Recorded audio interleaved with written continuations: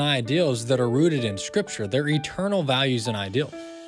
At the Core with Walker Wildman and Rick Green, where culture meets biblical truth. Weekdays at 1 Central on AFR. This is American Family Radio, a listener-supported ministry of the American Family Association.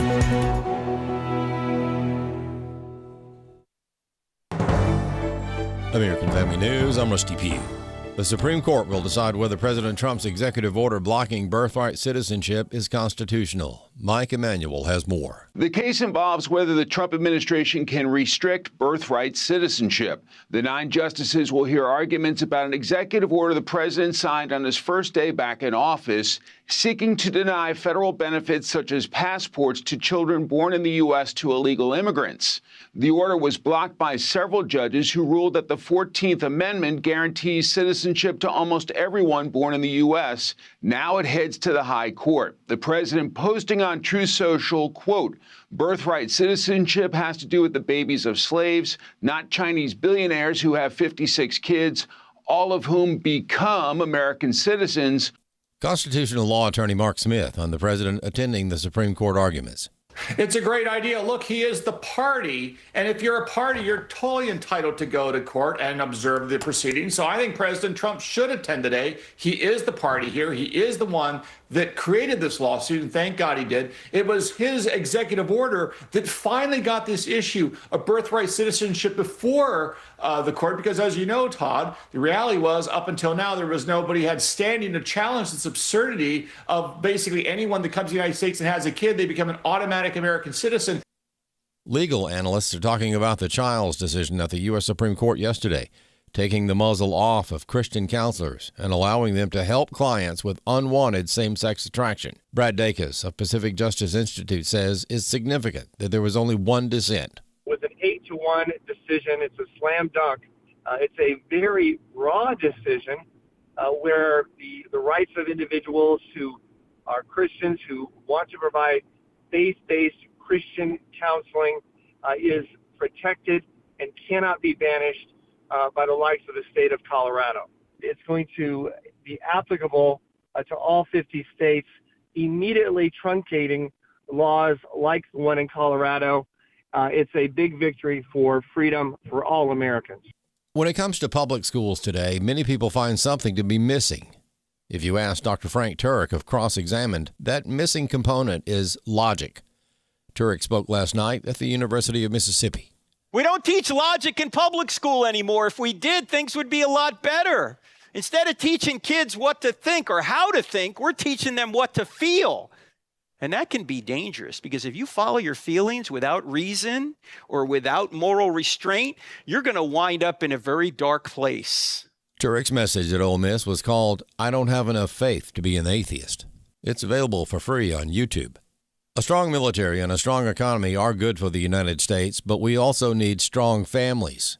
Chris Woodward has more. Troy Miller of National Religious Broadcasters believes that our nation's strength is grounded in strong families. As we gear up to celebrate the nation's 250th birthday, Miller recommends that we do more to talk about families and values. If you go back to, some of the, aspirations and the hopes that the Pilgrims had when they came over was all centered around their families. They were coming over because of some of the oppression in Europe to be able to live out the lives they wanted to and to their conscience, and came over with this great American experiment that was really founded on the fundamental base of the family, that the family was center to society and the core of a successful growing society. In terms of why things have been on the decline, Miller points to several things, including the policies and laws of the U.S. He also mentioned the church and believers. Churches have a lot of programs. We have youth programs. We have other things, but we really don't reinforce that the strength of the family is found in the mother and the father and holding families together, and that the responsibility for the family really lies in the home. I'm Chris Woodward. There's more online at afn.net and download the AFN mobile app for your Apple or Android device. I'm Rusty Pugh. When you see trash in the media, submit it to 1millionmoms.com. Over the years, 1 million moms and our partners have improved advertising choices of programmers and content seen on TV. Just like you, 1 million moms want to protect little eyes and ears from the trash that could hurt them. So when you see trash in the media, visit 1millionmoms.com. Scroll down and look for the Submit Trash button. Take it away! 1millionmoms.com. Jenna Ellis in the morning on American Family Radio. I love talking about the things of God because of truth and the biblical worldview. The U.S. Constitution obligates our government to preserve and protect the rights that our founders recognize come from God, our Creator, not our government. I believe that Scripture in the Bible is very clear that God is the one that raised up each of you, and God has allowed us to be brought here to this specific moment in time. This is Jenna Ellis in the morning. Good morning. It is Wednesday, April 1st, or April Fool's Day, as some of us are celebrating every day. It seems like there are a lot of fools here in politics, especially across the aisle in the Democrat Party, but even some on the right as well. So, it seems like April 1st and April Fool's is too many days out of the year. So I tend to not particularly celebrate that one and hope that we can get back to, April Sanity Day or April, actually intelligent people, intelligent electorate day, because this was actually something yesterday that I saw on The Blaze. This was just absolutely ridiculous, where there was this interviewer that was just going to a No Kings protest and was kind of one of those, man on the street kind of interviews, and was asking one of the protesters about the Strait of Hormuz, which, of course, is a big deal right now when we're talking about, everything going on with the Iran conflict and, whether or not that'll be reopened, all that.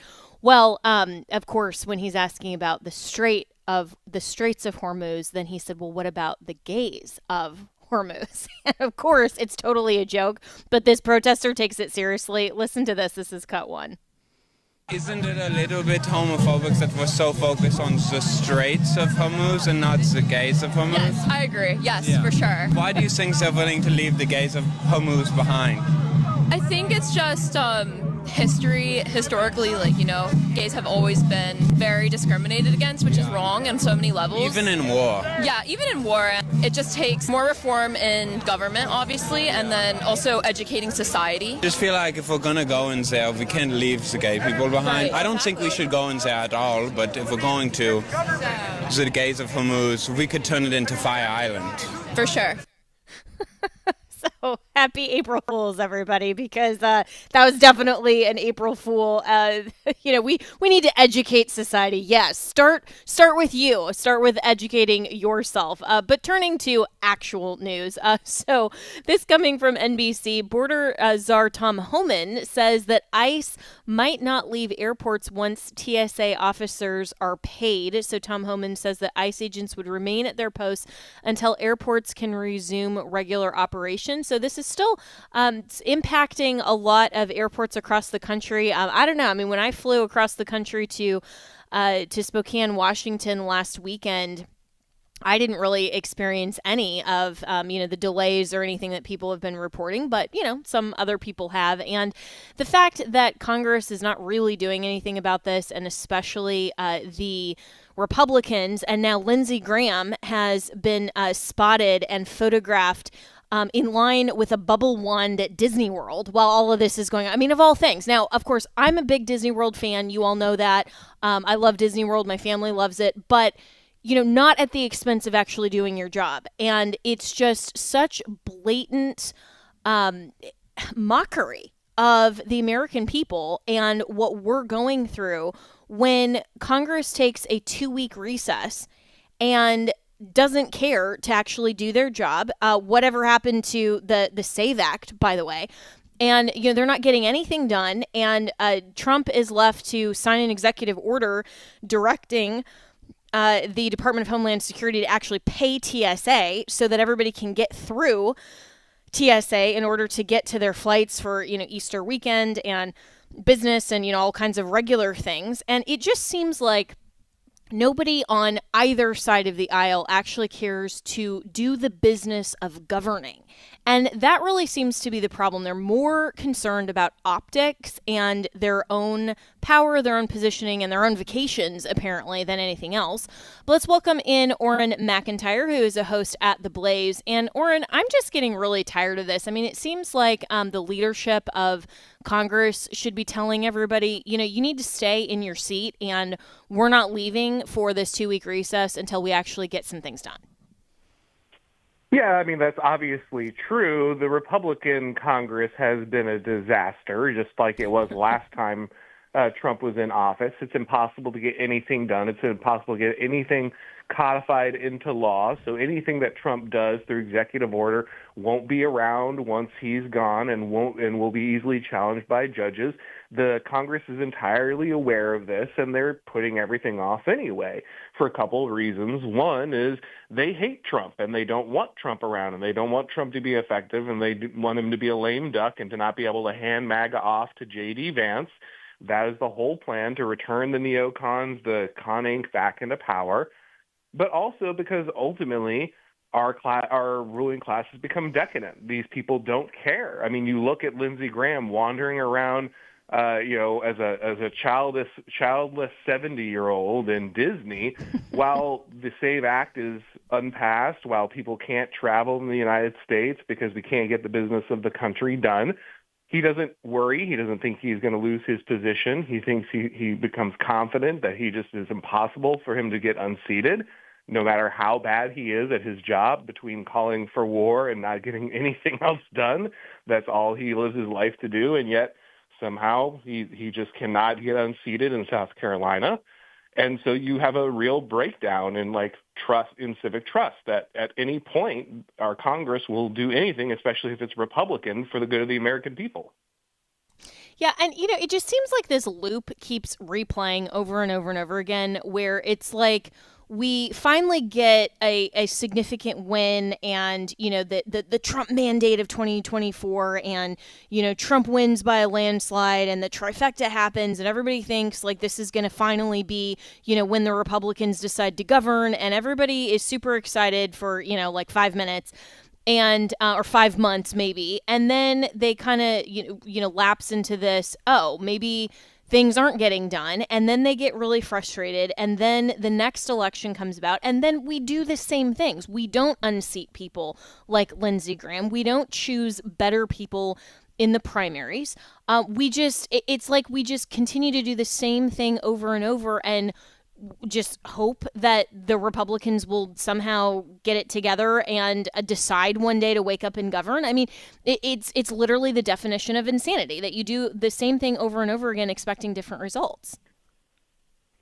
Look, there's a lot of people out there right now who are trying to say things like, well, just vote for the Democrats to show, the Republicans that, they can't push us around, or, we'll punish them so badly. And I hear that sentiment, but ultimately the country is just in too precarious of a place. You can't put Democrats who are going to open the borders up and start locking people in jail immediately into power, no matter how badly conservatives behave, no matter how badly the GOP drops the ball. On the other side of this, there's only so many times you can tell the American voter, go vote Republican, it'll fix things, and then it doesn't. And then they just stop showing up. You can't continue to tell people, well, you just have to vote GOP because, we know Congress isn't going to do its job, but at some point it might, and hopefully if it ever does, there'll happen to be Republicans there instead of Democrats. This is just a demoralizing experience for the American voter, and you can't blame them if they eventually give up on the GOP, or at the very least stop showing up for the GOP. And I think that's what you're going to see in these midterms. I don't think it's going to be a whole bunch of new Democrat voters. I think it's going to be a whole lot of disillusioned Republican voters, and that's going to be just as painful. Mm-hmm, absolutely. And, and it's frustrating because, networks and organizations like the American Family Association, we have the iVoter Guide. We always encourage people to get out and vote your values, all of those things, participate in the process. I mean, be good citizens, all of these things that are, the hallmarks of conservatism. And yet it gets really frustrating to continue to say, go vote your values when it doesn't seem like it actually translates to making a difference. And I think that kind of disconnect is where a lot of conservatives are incredibly frustrated, especially at this point in the Trump era. Because, we saw the rise of Trump in 2015 and, the outsider, the whole narrative, the whole first term and everything. And then, the significant loss in terms of, just losing the next term and leaving the White House, and then kind of that rebound and that comeback that was historic. And so, it's almost like we all have whiplash here, because it's like we're trying so hard to fight for a party and politicians that don't want to fight for us. And so there's a lot of just sheer frustration, but I think, and I think people are right to feel resentful and, some of those types of feelings as well. And so, the solution is never, okay, well, let's just sit out, and because then otherwise the decisions will be made by people who do show up. But showing up hasn't meant that we actually get people who are willing to govern in a conservative fashion. And so I think that the lack of available, viable options is what's really disillusioning to conservatives, because we're taught, and we should be, that in the United States, under our system of government, we can select and prefer our leaders, and if we participate in the process, we have, the moral majority, all of those things, then we will be able to affect the direction and the moral trajectory of this nation. And even though we turned out in large numbers in 2024, the people we put into these positions on both the federal and some state level positions even have been huge disappointment. So, so what's the solution then moving forward? I mean, it can't just be, well, fine, we sit at home. That's not the solution. But it also seems like going and voting for the best possible candidate isn't really achieving the accountability that we prefer. Right, and this is a really difficult thing, and I don't know if it's something that we can immediately solve, but it is a truth that we ultimately have to face. I wrote about this extensively in my book, The Total State, but when you're in a scenario like we're in, when you have the type of government that we have, if you continue to scale up the number of voters, you're going to continue to change the way that the government works. So, for instance, you were just talking about how silly people were, how they didn't understand what, the gaze of Hormuz was not a thing, right? How can this person vote? Well, they can vote because we expanded the franchise. The founders didn't eventually actually let everyone vote. That wasn't actually the original plan. In fact, you can find about 20 or 30 quotes right off the top of your head from the founders about how dangerous democracy is. They didn't believe in unfettered democracy or the mass franchise. They believed that the people should be represented by a select number of voters, and also that even that democratic element should be tempered by other safeguards, like the election of senators through the state process, as opposed to the direct election that eventually came with, I believe it was the 17th Amendment. Mm-hmm. And so you have this problem where we have fundamentally changed the way that the government works without really thinking about what the implications of that would be. So today we have a lot of very uneducated people who were never really supposed to be able to vote. I mean, at this point, even the Democrats are trying to include illegals, often successfully, apparently, for voting. And those people are easily manipulated. That's why the Democrats want them involved. That's why the Democrats are always pushing for more and more people to be on the voter rolls, because those are more and more people that can be manipulated through mass media, the educational system, all of these things that the Democrats tend to control, Hollywood. And so they want more of these uneducated people on the rolls. They benefit from that. And so we have to think seriously about the implications of having so many people who should have never been able to vote and removing the safeguards that the founders built into the mass democratic process with things like the Senate. And until we address that stuff, we're going to continue to see the outcomes that we're seeing. Yeah, and that's such a great point. And this is why the Convention of States project is something that I've long been a champion and an advocate for, and have endorsed, that particular project because of the specific subject matter that are on the Convention of States project specifically. But the idea overall that we can amend our U.S. Constitution, obviously we've done that 27 times in our nation's history, but the idea that we need to go back and correct some of the perhaps faulty ways that we've amended our system so that we've allowed more elements of direct democracy in a republic that was designed differently is the solution, I think, Orrin. And we need to take that really seriously and not just try to continue this repetitious process that clearly doesn't work. Elections by themselves are not the only answer. We have to make sure that the process is actually designed the best way possible to protect freedom and liberty. So we'll be right back with more, and definitely follow Orrin McIntyre on X as well as The Blaze. Satan wants to destroy God's sacred design for marriage and family. How do we defend them in this hostile culture? Activate Summit 2026 is July 16th through the 18th at the Cadence Bank Arena in Tupelo, Mississippi. And the focus this year is on God's plan for marriage and family. Speakers include Bert Harper. Love your neighbor as yourself. Do y'all see the emphasis God puts on that? Jeff Shreve. The devil uses people as his pawns, so to speak. Jessica Peck. Stepping into their world, what they like, that's a great way to start. And more. There's also Activate Kids, a separate track for children ages 6 to 12. And something new this year. Get separate tickets for an exclusive meet and greet reception at AFA with the conference speakers on the evening of July 17th. Register now for Roots to Fruit. Grounded in truth, growing in grace. Visit afa.net/summit. afa.net/summit. Let's see, if something costs less, a lot less, but people are actually happier with it, that sounds like something to look into. And that's MediShare. Maybe you've heard joining MediShare can save you or your family up to $500 a month, and that's huge. But it's also true, people are just happier with it. They love being part of something that reflects and promotes their values and what they believe in.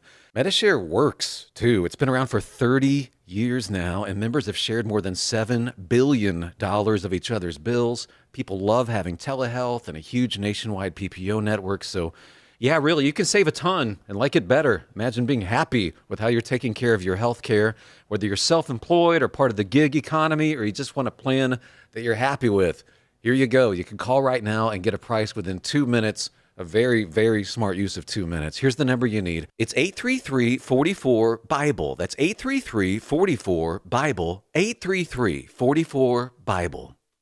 Hello, Americans. I'm Todd Stern. Stand by for news and commentary next. The Chicago Bulls have dismissed Jaden Ivey from their team, not for anything he did on the court, but for his deeply held Christian beliefs. In 2024, Mr. Ivey was baptized, dedicated his life to Christ.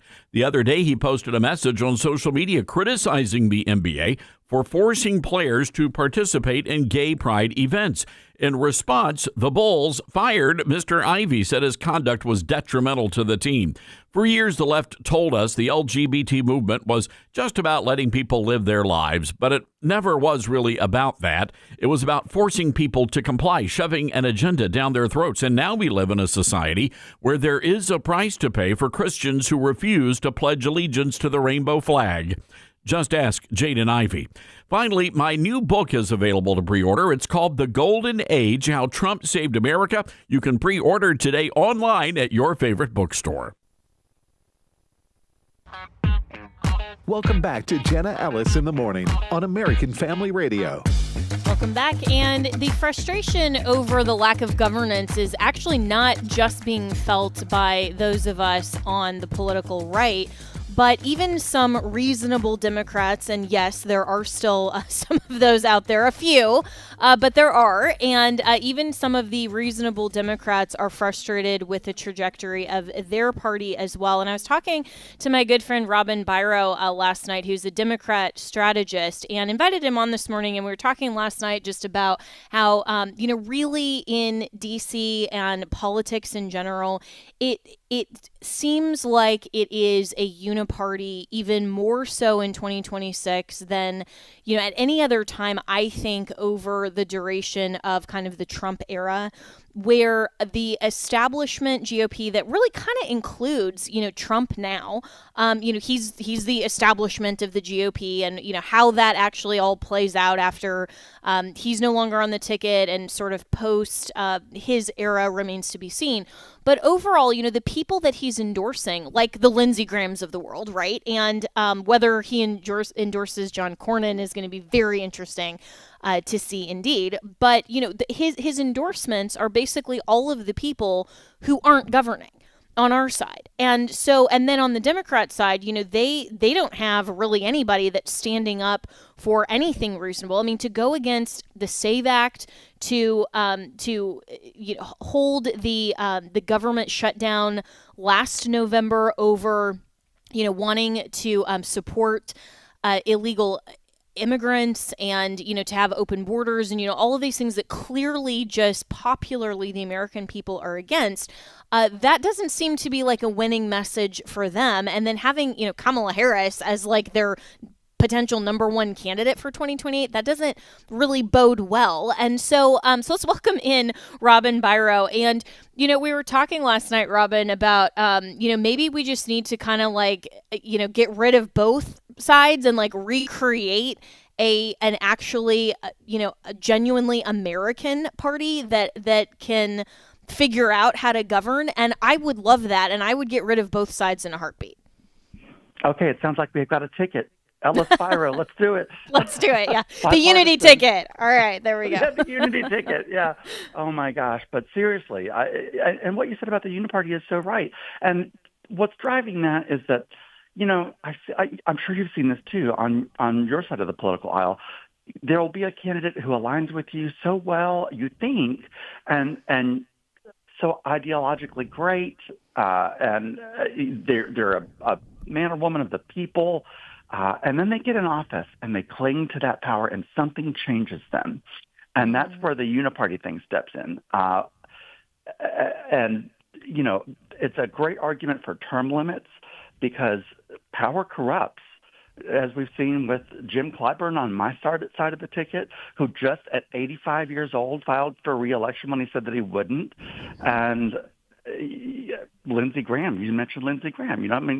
I grew up in South Carolina. We're so sick of Lindsey Graham, but we keep electing him because we know that he can win, but or at least Republicans know that he can win.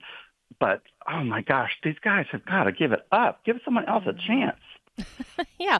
Well, and you're so right that, it seems like you're supporting some of these candidates, even newer ones, that come in and they're, maybe the outsiders, or they say, hey, here's my life story and why I'm engaged in politics. And then suddenly, they get that taste of power or they get into the big leagues and they feel like they have to play the game. I mean, that's kind of, in my view, what happened a little bit to Speaker Mike Johnson, because, he's been on this program quite a bit and, was always the beacon of, constitutional freedom, had, all of these things that were so lined up with conservative values. And then as soon as he gets into the speakership, it's like his priorities just completely changed for the job. The job changed him instead of him changing the job. And that often happens, unfortunately, on both sides. And so I think it's frustrating for the American people who, there actually are, I think, some common things that just regular average Americans, whether you're Democrat or Republican or independent, still want. I mean, and this is why like RFK Jr. is doing so well in the MAHA movement as actually a Democrat in the Trump administration. Because, he's speaking to something that really isn't partisan. And we've kind of lost that, Robin, that idea that some things just aren't. Yeah, some things just aren't partisan, and we don't have to label it, blue or red. Yeah, what happened to common sense? Seriously, that's what bothers me. And I really want for my elected officials to be public servants. When they get in office, they seem to lose sight of that. Something changes them, and it's just so discouraging. And I'm also seeing that somewhat in whether you agree with it or not, one thing I really liked about Donald Trump's campaign and his first term was the whole pledge for no new wars. And now I'm seeing a lot of people really frustrated now that we're doing this in Iran. We're talking about conflict in Cuba. We're getting kind of on the bully pulpit with Greenland and Canada to some extent. And that's not really, I really like that. There were things I really liked about his campaign. And that was one of them, the no new wars. And I'm saying that as a combat veteran, Army Ranger. You know what I mean? Mm-hmm. I went through multiple tours in Afghanistan, and I'd love to save some of my men and some of my brothers and sisters in arms the trouble. I wish that this were more thought out too. You know what I mean? But it's something's going, just like you said, once they get in office, something sort of changes them. They become part of the system once they've been in office for long enough, and that's frustrating. Yeah, absolutely. And it is so frustrating. And, in your experience as an Army Ranger and, actually serving this country and serving it honorably and Thank you.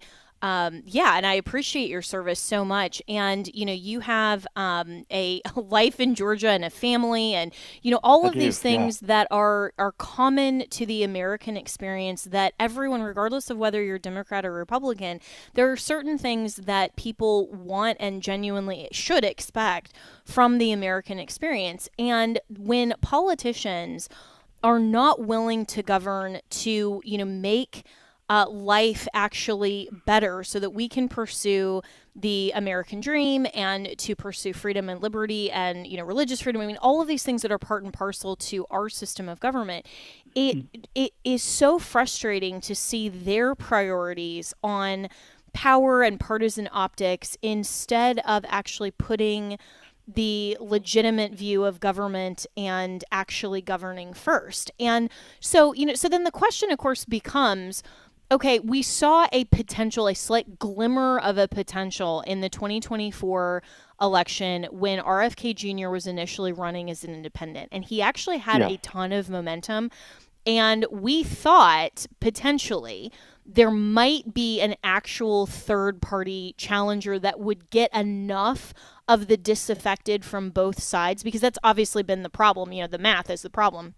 But he would be somebody that would kind of cross aisles. Do you think that there is a world in which in 2028 people are just done with both sides? They're saying, okay, both sides are terrible for a lot of reasons we can articulate.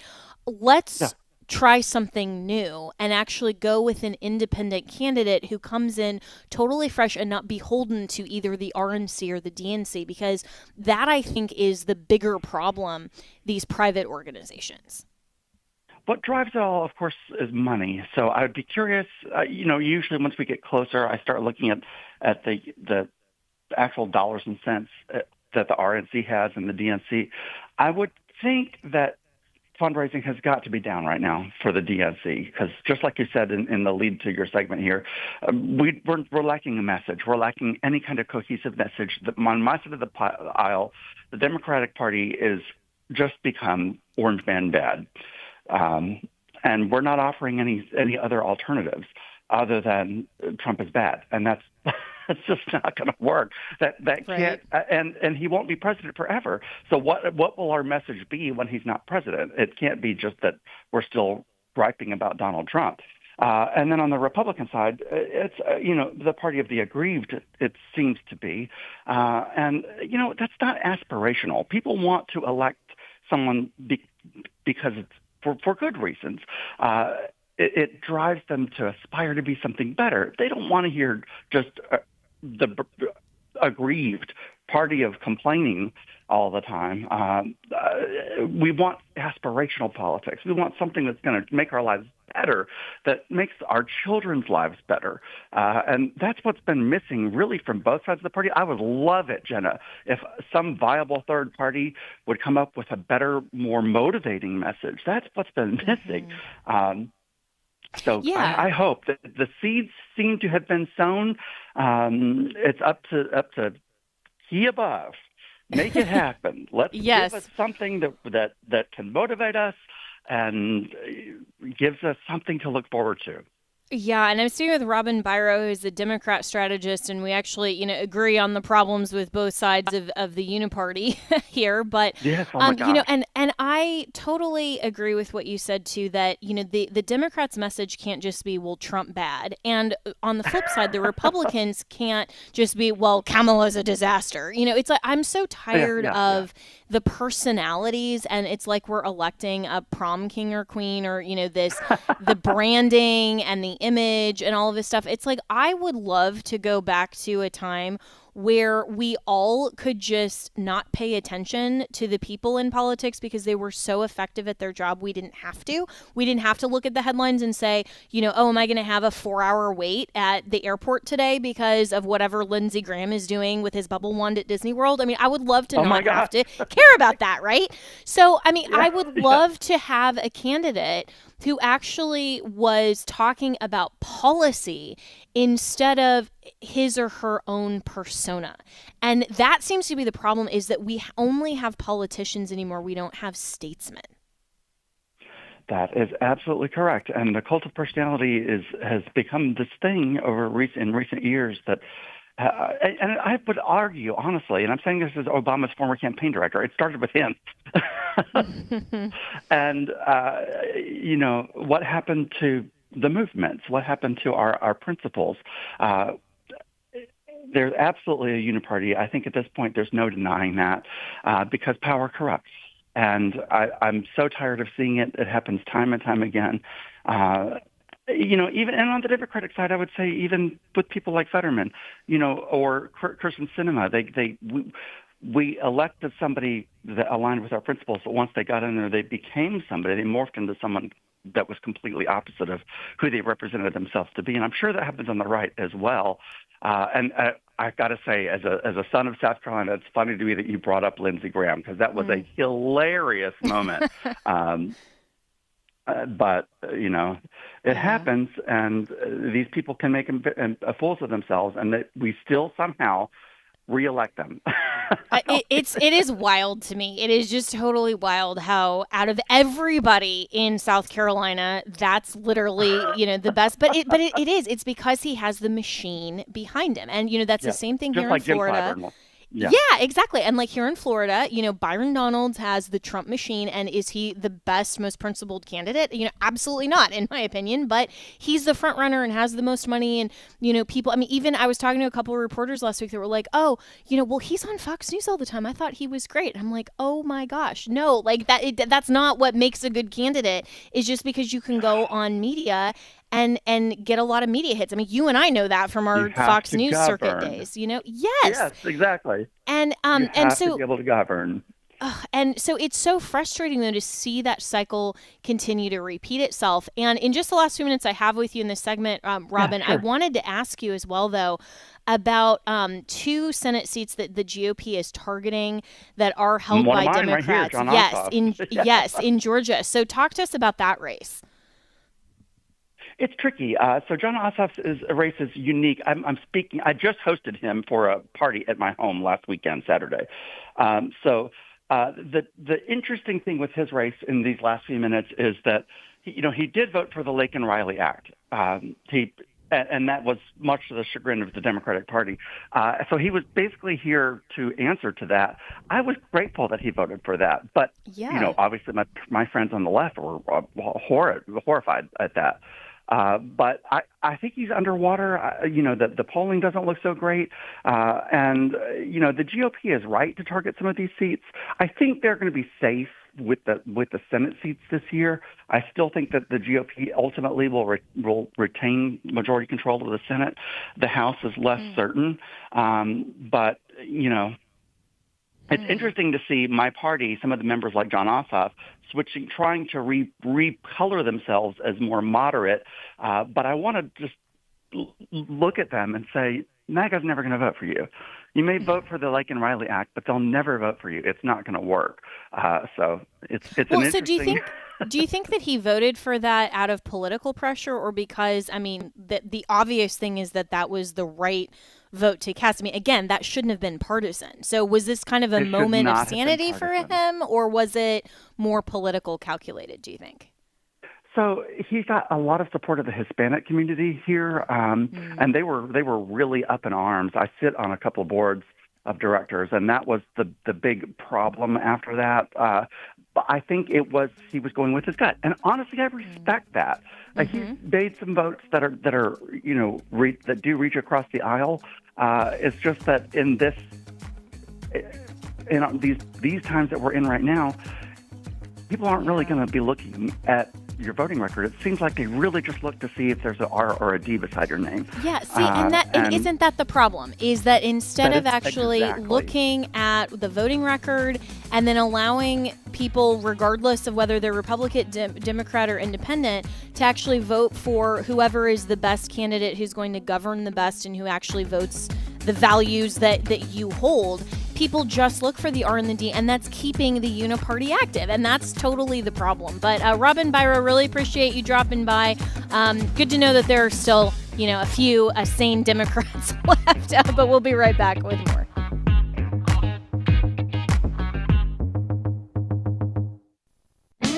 We often look among the dead for our hope and peace and forgiveness, but he is not there. He is risen.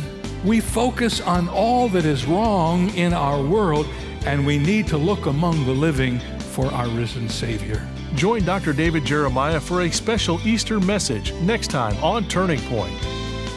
5:30 a.m. and 7 p.m. Central on American Family Radio. Weekday mornings at 8 Central, Pastor Jeff Shreve offers real truth for today. I'm the pastor of First Baptist Church in Texarkana, Texas, and the founder of From His Heart Ministries. The world around us is rapidly changing, but God and His truth will never change. I may be the host of the show, but I want God's Word and His truth to be the star of the show. Join Pastor Jeff Shreve each weekday morning at 8 Central for Real Truth for Today on American Family Radio. So the chief priests made plans to put Lazarus to death as well. My name is Abraham Hamilton III, and this is the Hamilton Minute. After Jesus resurrected Lazarus, his and Lazarus' fame spread. They already planned to kill Jesus, but now, because Lazarus was tangible evidence of Jesus' resurrection power, the chief priests and Pharisees plotted to kill Lazarus too.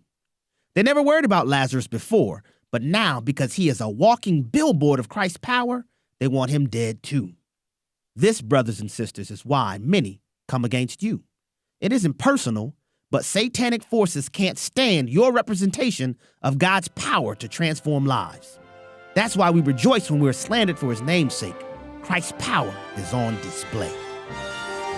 Listen each weekday from 5 to 6 p.m. Central for the Hamilton Corner with Abraham Hamilton III, public policy analyst for the American Family Association.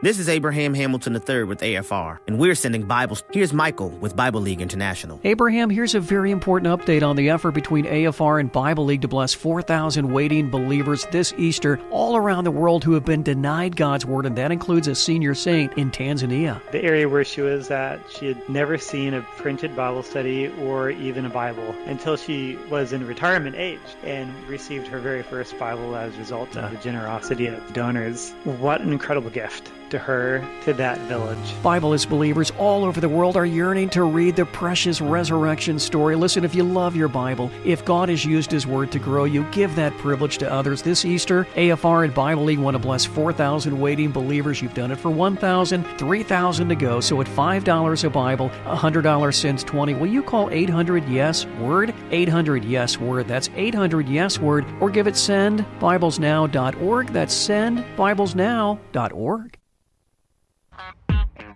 Welcome back to Jenna Ellis in the Morning on American Family Radio.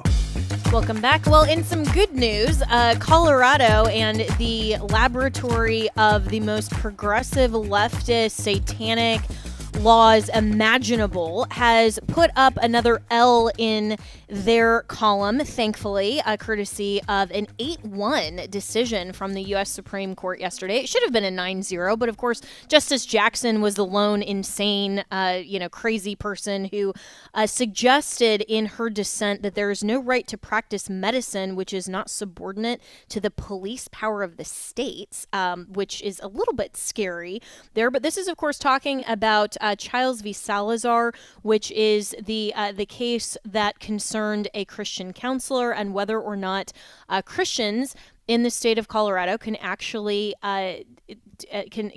counsel minor children on same-sex attraction, on gender dysphoria, and all of those things from a truthful, reality-based, and biblical worldview perspective that men are men and women are women, and from a biblical perspective. And so, thankfully, the Supreme Court, in the majority opinion, upheld that the right of counselors to have that viewpoint, and said that, of course, the Constitution doesn't protect only certain viewpoints and not others.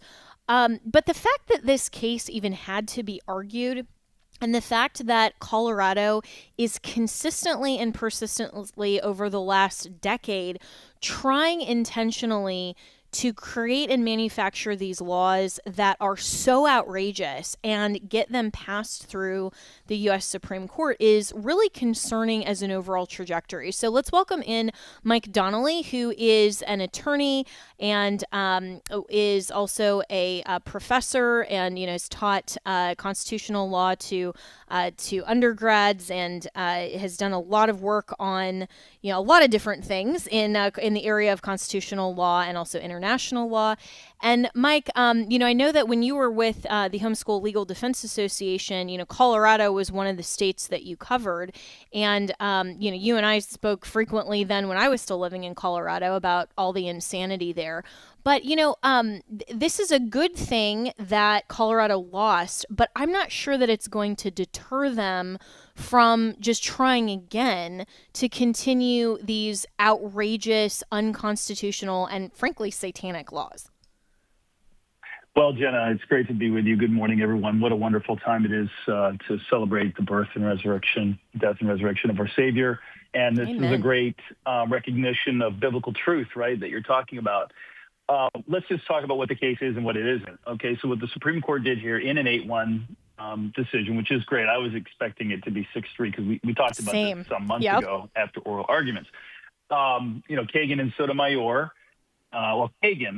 Justice Kagan joined the majority opinion. Sotomayor did not. Kagan joined the majority opinion saying this is textbook viewpoint discrimination. What's viewpoint discrimination? I mean, it's pretty simple. If you're basing a regulation because of a person's opinion or because of their particular point of view, it's viewpoint discrimination. The Supreme Court has said that is the most egregious, the most pernicious kind of anti-speech regulation, and we're not going to allow that under the First Amendment of the U.S. Constitution. So Kagan joined that. She said, look, this is textbook. This is classic. Sotomayor joined her opinion. Didn't join the majority opinion, which I thought was kind of interesting. So it was an 8-1 in the judgment. But, of course, KBJ, Justice Jackson, had her own point of view. And she basically said, look, this is Colorado regulating medical standards. And, we have a history of not allowing substandard care. And this speech is just incident to treatment. And the court, Justice Gorsuch, who wrote the majority opinion, said, no, this is not that. And, this is textbook First Amendment case. But what they did was they sent it back. So they didn't strike down the law. They just said, look, as applied to the counselor, this is likely unconstitutional viewpoint discrimination. Therefore, the 10th Circuit's going to get the case back because they did not apply strict scrutiny, which is what you have to apply when you're looking at a law that regulates speech. And they just apply what's called rational basis review. And that kind of rational basis review basically means the government wins every time. So 10th Circuit is going to get this back. I mean, they'll probably uphold what the Supreme Court said, which is this kind of law as applied. So they're not striking down the law. They're not going to strike down the law. The law is going to stand. It's just going to be as applied to people who are engaged only in the kind of talk-only counseling that Katie Childs engages in are going to be protected. Now, this does have ramifications across the whole country, though, because there are 23 states and most big cities and a lot of little cities, too, because the homosexual transgender lobby has been busy passing ordinances in all kinds of towns and cities all over the country to do exactly this thing. So this is going to have a big impact all over the country, and it's a good thing. Well, and speaking of impact too, Governor Jared Polis of Colorado posted on X yesterday after the decision. Colorado is for everyone, no matter who you are. Conversion therapy doesn't work, can seriously harm youth, and Coloradans should be aware before turning over their hard-earned money to a scam.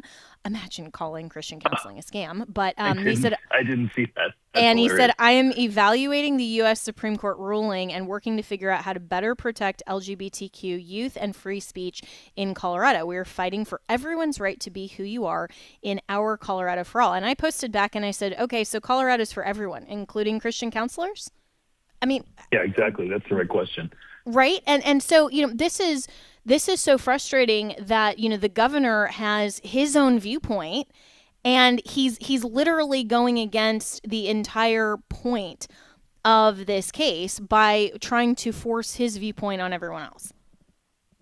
Well, Kagan's concurring opinion, she said, look, if this had been a content-based restriction only and was not obviously viewpoint discrimination, right? Because, the way the statute was drafted, it's very broad and it encompasses lots of things.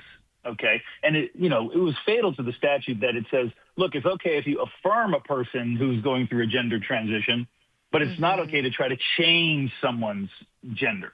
Right. And so it's obvious to the court what was going on here. And that's why they sent it back. But Kagan wrote, look, hey guys, hint, hint, if you sent us something that was content neutral, whatever that might be, I can't tell you what it is, but basically saying, look, go back and try it again.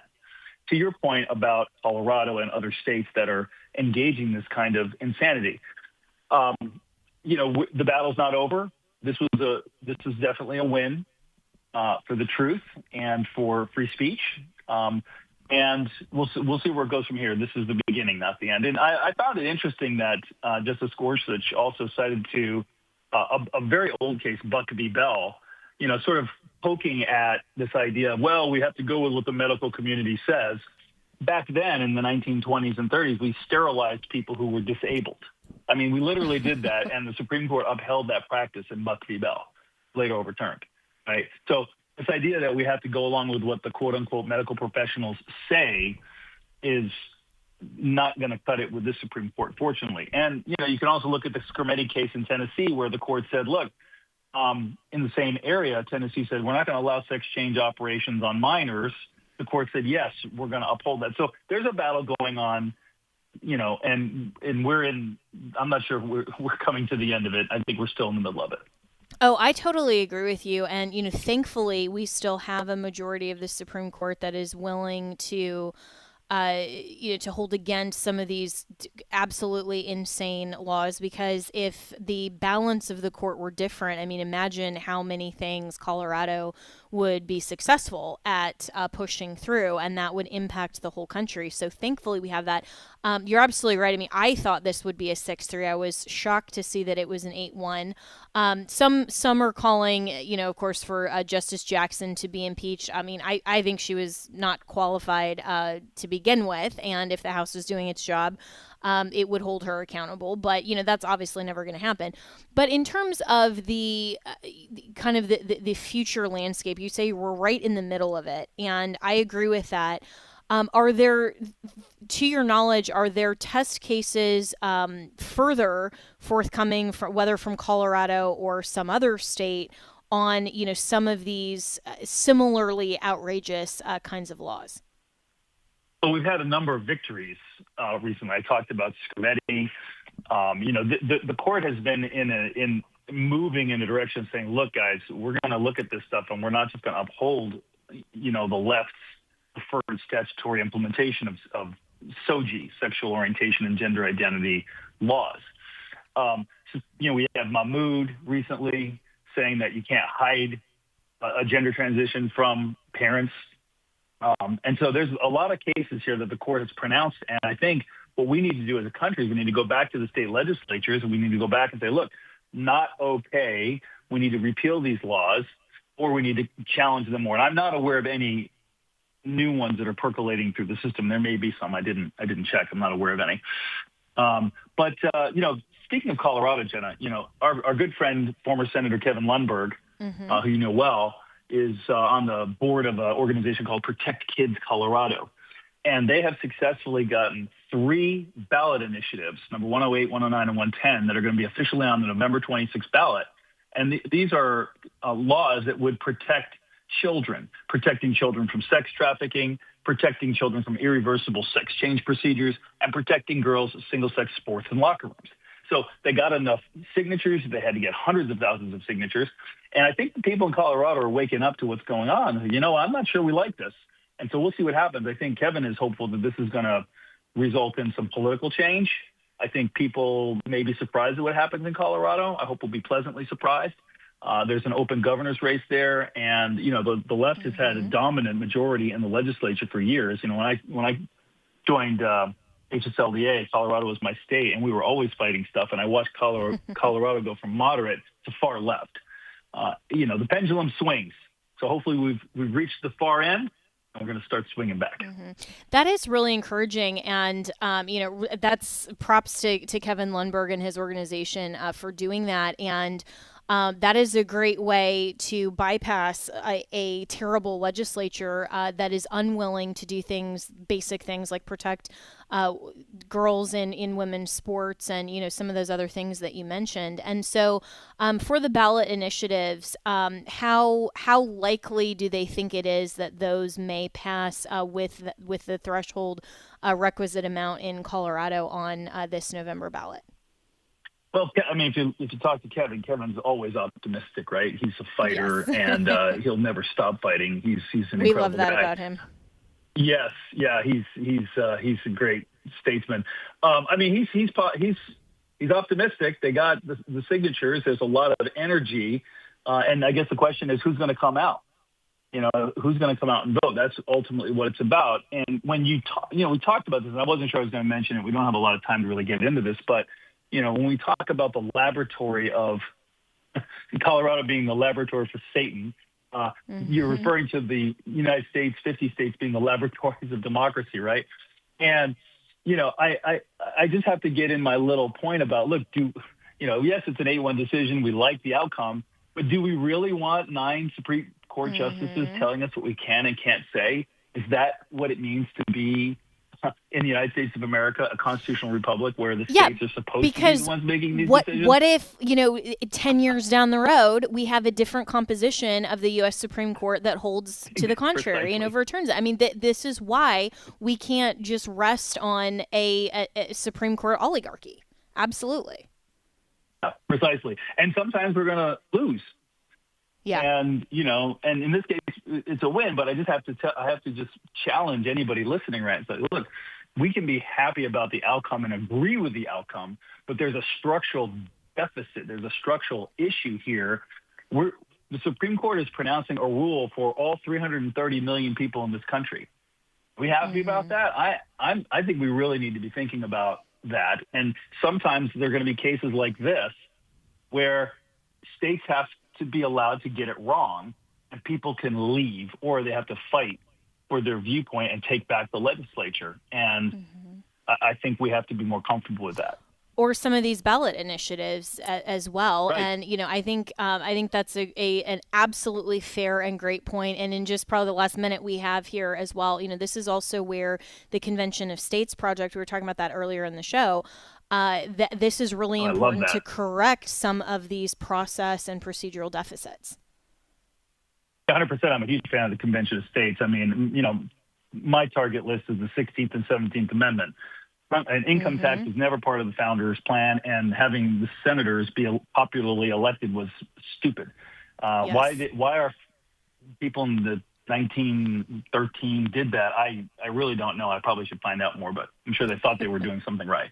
But we've seen that the impact of that is what we've gotten. We've got a huge federal government.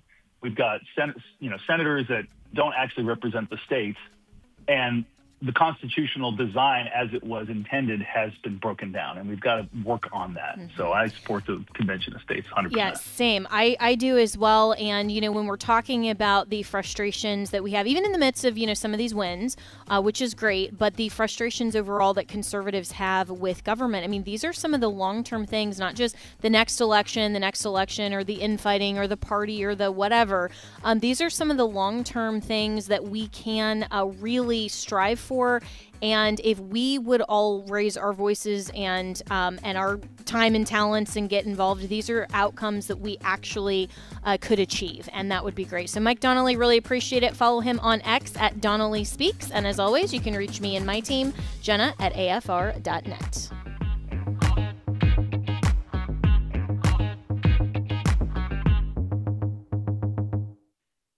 The views and opinions expressed in this broadcast may not necessarily reflect those of the American Family Association or American Family Radio.